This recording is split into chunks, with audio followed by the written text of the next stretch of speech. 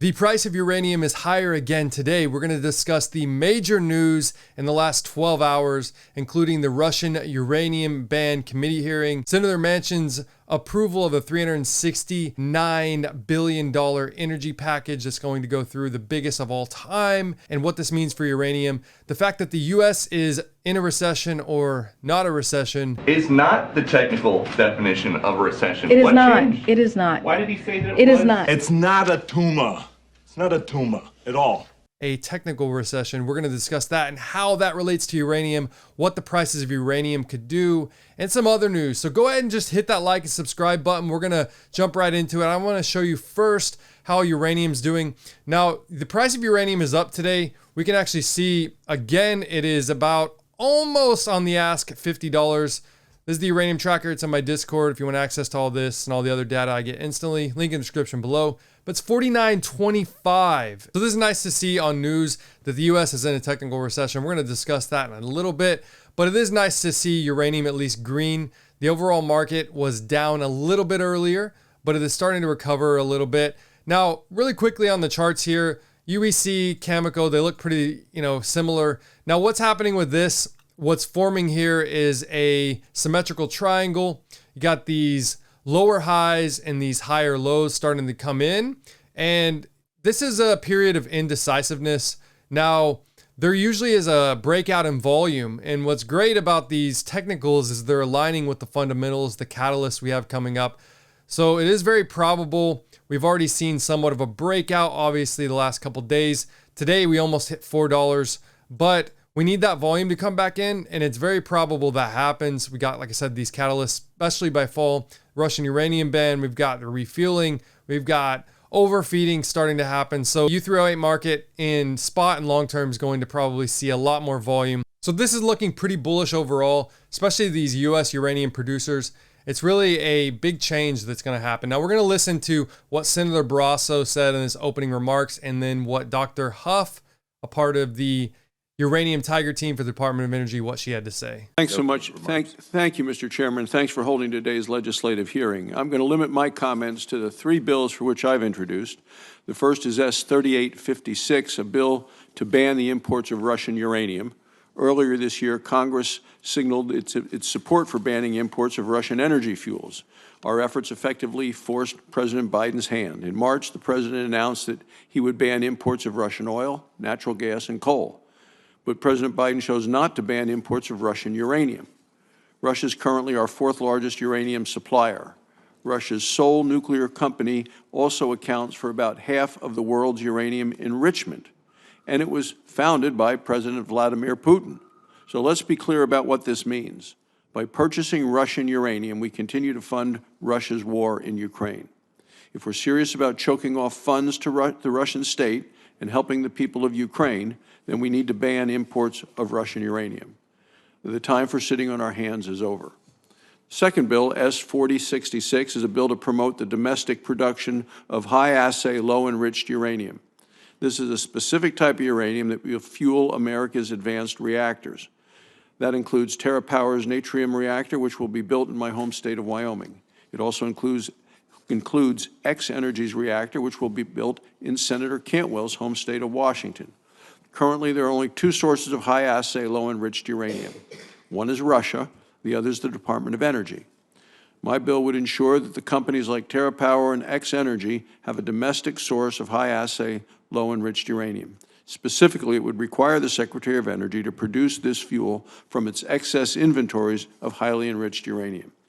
It would also require the Secretary to make sufficient quantities of high-assay, low-enriched uranium available for the initial needs of our advanced reactors. At the same time, the bill would accelerate the commercial availability of this fuel here in the United States.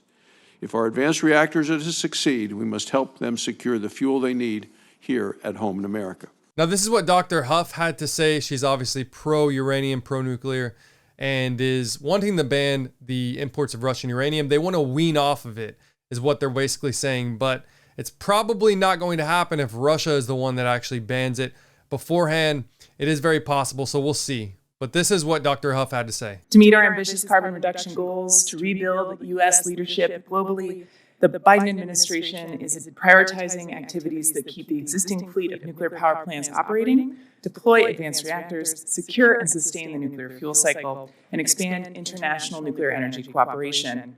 The Russian Federation's invasion of Ukraine has demonstrated the grave threat to global energy security posed by dependence on Russian-supplied fuels.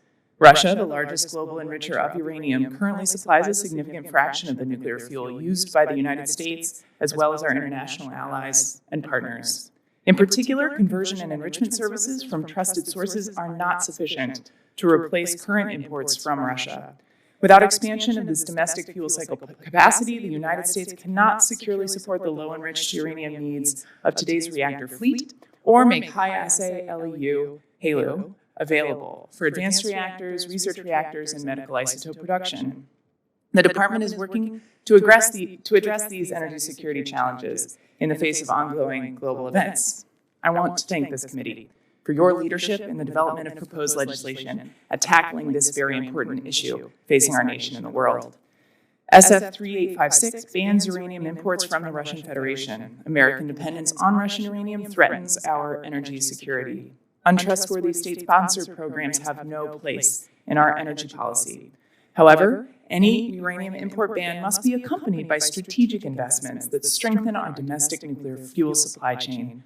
Additionally, our nation's current nuclear power operators will need some time to wean ourselves off of this Russian supply.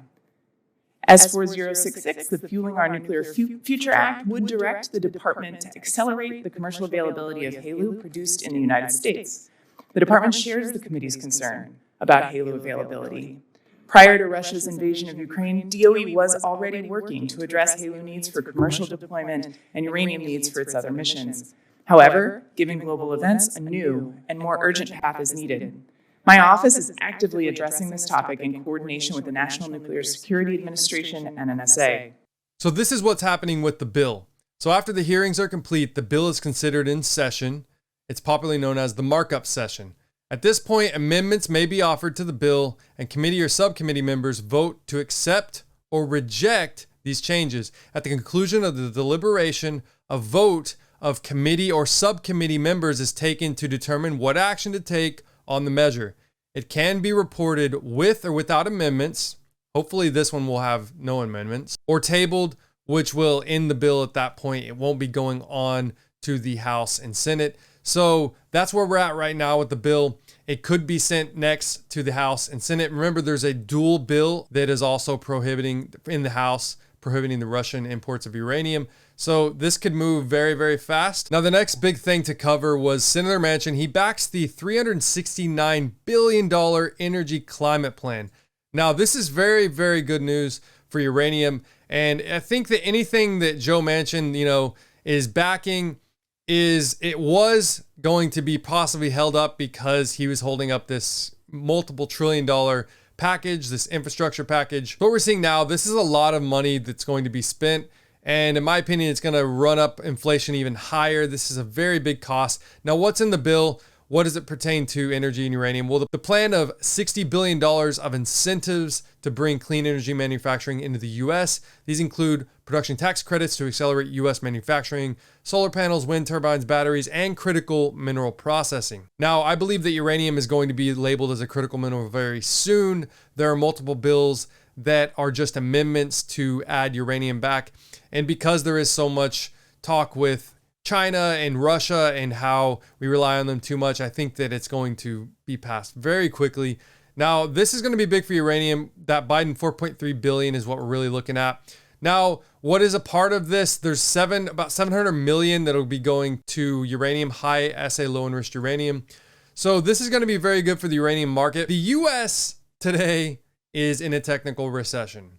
Now, although the numbers are better than reported before, we can see that we are still in a recession, a technical recession as per the books, but the US government says we're not in a recession, and there are many factors that they're trying to throw into that. Honestly, though, it does not really matter for uranium. We can see this is the previous uranium bull market in the 70s when we had a recession. Inflation was around 8.7%, where we're at right now, very close, 9.1. We had an oil crisis here. And then uranium was at its historic lows. Remember, we're adjusting for inflation. So during this time, the Fed fund rate started to accelerate. We're in a recession. The S&P 500 dropped about 45% within that year. And then inflation hit a record at that point of 12.3%. But uranium started to run up, the price of uranium. Commodities are running up. Now, uranium went up 700%. It went up to $208+ during this time in a couple year period. Gold went up a little bit, compared to uranium, but uranium beat everything. Uranium beat oil, the 3x on oil. And, uranium 7x'd, a little more than that. So just because there was a recession, we had less nuclear reactors during this time. So I can show you here the prices. This was in the 70s. We see that uranium went up very quickly. I mean, it was like $5. And, within a few years, it was already at 40, 43, 44 bucks. And gold did a pretty good move there as well. But really from here, from 73 when the recession started, it only went up to 300 bucks. It was already at 100. So, 3x. And then crude oil, same thing. We saw 3 to about 9 bucks, 12 bucks by 79. But, uranium really did the big moves then. And we were producing more uranium at that time. We were not importing uranium, and that's the big thing. The reason why the prices went up. We ended the imports of uranium, as you can see on this chart here. We started to, near the end, import again, and we were at record really highs of production in the U.S. Right now, U.S. production is literally 0 pounds. Even under 100,000, you shouldn't even count that, okay? Even under 1 million, it's really nothing.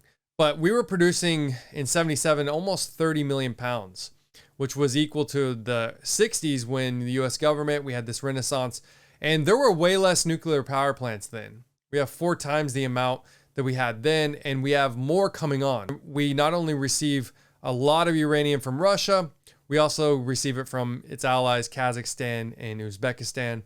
So things can get very interesting if that happens. And now we're still flat. Now we're in that technical recession. The government's trying everything it can do. The government is saying it is not a recession. Whether you think it's a recession or not, inflation is still very high. We saw commodities start to pick up. And the market right now, uranium, you see some of the bigger uranium stocks. Energy Fuels is up almost 4%. UEC is right around break even. It had a big day yesterday. It ran the most. So people are taking profits, trading it. So if we're looking at uranium stocks today, you can see a lot of them actually for the week are doing very well. We can see the larger market cap uranium stocks, even if they're down 30 to 40% from the 52-week high, that means if they're 50% down, it means they have 100% upside. So we're in a good place. They're very oversold uranium stocks. They're in a good place, in my opinion. And it's a great time to day and swing trade. So I have been doing that. If you want access to this chart, you want access to my Discord whenever I buy and sell, there is a link in the description below. It is very interesting times. So I do think that the charts are looking pretty bullish. That symmetrical triangle breaking out. We have those lower highs and those higher lows. And all now we need is really volume to come in at this end. We got this breakout. We need more volume, and I think it's going to get very interesting how uranium stocks are going to perform compared to the overall market. I'll keep you guys updated, covered with uranium. Thank you so much for the support on the channel.